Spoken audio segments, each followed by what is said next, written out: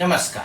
लक्ष्मीपूजन करतेवेळी नेहमी कुठली वस्त्रे परिधान करून लक्ष्मीपूजन करावे याचे मार्गदर्शन मी आज आपल्याला करणार आहे.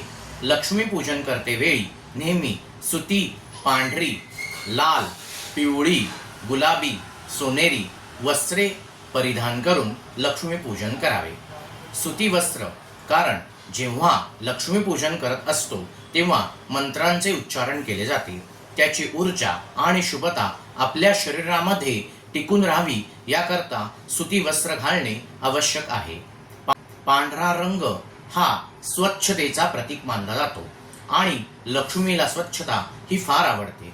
तसेच लाल रंग हा ऊर्जा आणि शुभता यांचे प्रतीक मानला जातो, म्हणून लाल रंग परिधान करून लक्ष्मीपूजन करावे. पिवळा रंग हा गुरुग्रहाशी जोडला गेला आहे, त्यामुळे अध्यात्माशी त्याचा संबंध दर्शवला जातो. सोनेरी रंग हा सोन्याशी संबंधित आहे, त्यामुळे धन, समृद्धी, संपन्नता यांचे प्रतीक मानला जातो. गुलाबी रंग हा सौंदर्य, प्रेम, आनंद यांचे प्रतीक मानला जातो, म्हणून गुलाबी रंग घालून देखील लक्ष्मीपूजन करू शकतो. ही वस्त्र घालून लक्ष्मीपूजन केल्यास केलेल्या पूजेचे फळ आपल्याला अवश्य मिळेल.